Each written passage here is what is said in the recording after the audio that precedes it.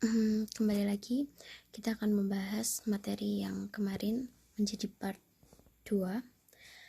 Kemarin bab 9 sampai inspeksi diri ya. Jadi kita akan bahas apa tugas inspeksi diri. Inspeksi diri yaitu tugasnya melakukan penilaian apakah seluruh aspek pengolahan, pengemasan, dan pengendalian mutu selalu memenuhi CPOTP. Jadi tugasnya itu mengawasi ya. Kemudian hal-hal yang diinspeksi itu apa saja, yaitu tadi pengolahan, pengemasan, kemudian pengendalian mutu. Inspeksi diri tidak hanya dilakukan oleh satu orang, tapi dalam satu tim.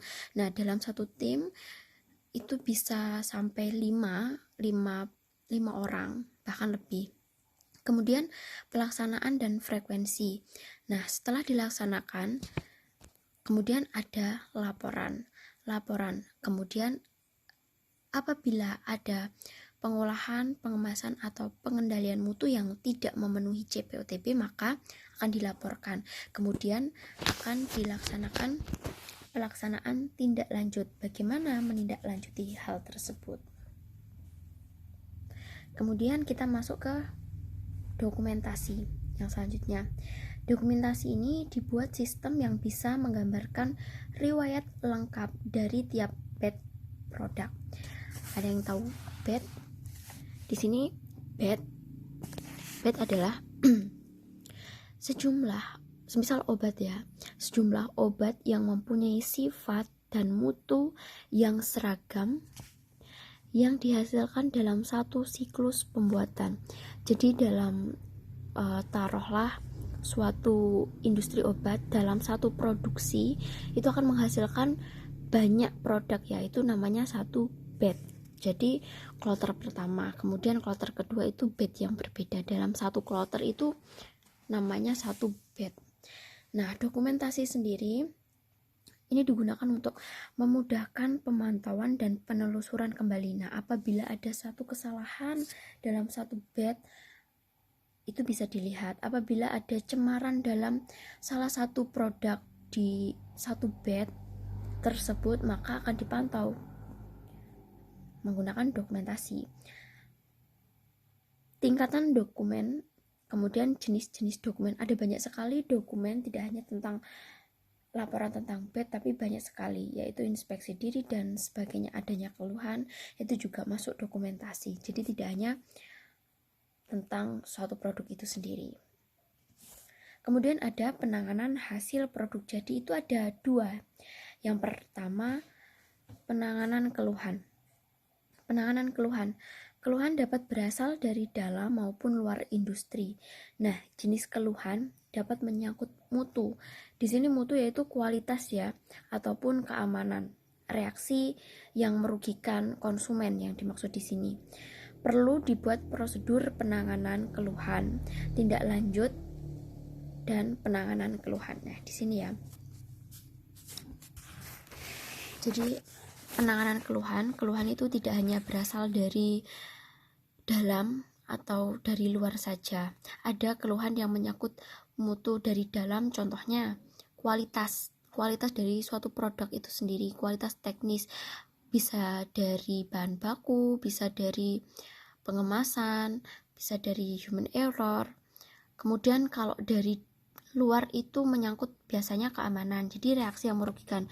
Apabila ada konsumen yang mengeluh, oh minum obat ini jadi terasa seperti ini, itu termasuk keluhan dari luar.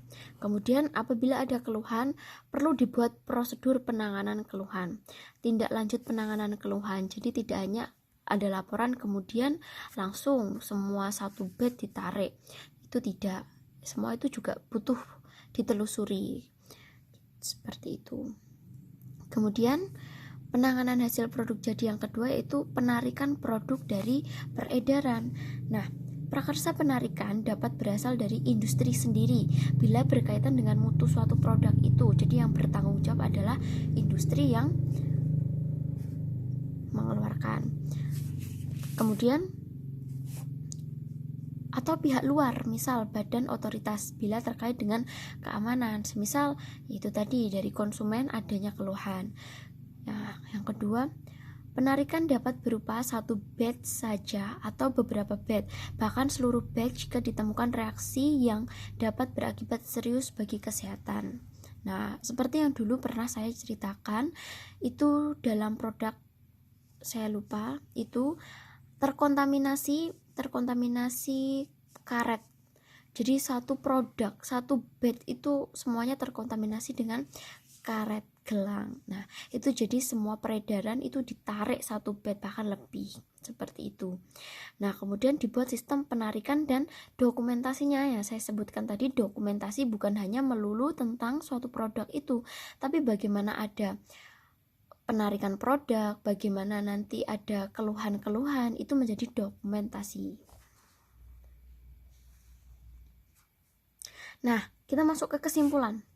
Kesimpulannya ada beberapa kesimpulan. Yang pertama, prosedur pembuatan dijabarkan secara tertulis. Jadi pembuatan itu tidak hanya apabila seseorang melakukan suatu, ditempatkan dalam suatu instansi, itu tidak hanya suatu tempat atau suatu, semisal prosedur pembuatannya itu tidak hanya dibicarakan secara lisan, tapi harus dijabarkan secara tertulis dan paten.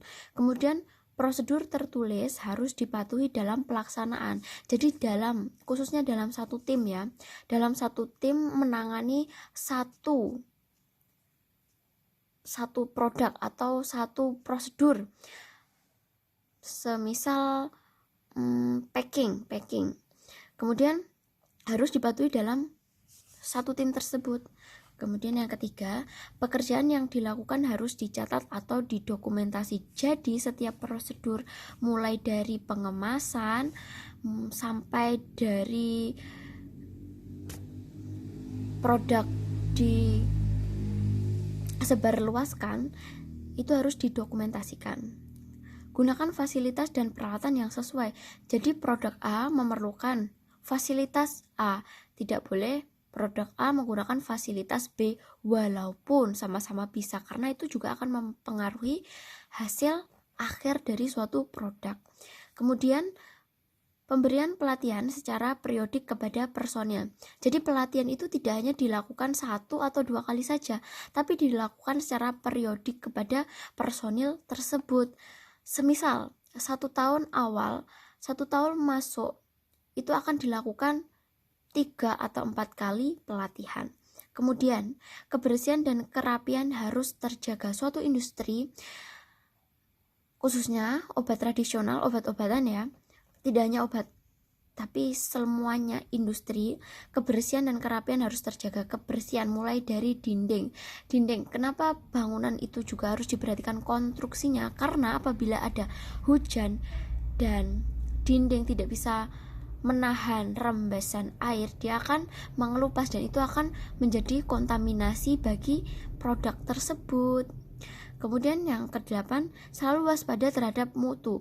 Mutu adalah menjadi prioritas utama dalam suatu produk ataupun pengembangan suatu produk. Jadi harus waspada. Kemudian yang terakhir, dilakukan audit terhadap pemenuhan aturan. Jadi adanya audit itu pemantauan juga harus dipantau apakah sesuai dengan CPOTB ataukah belum. Apabila belum, akan ditindaklanjuti sesuai prosedur yang telah ditetapkan, seperti itu.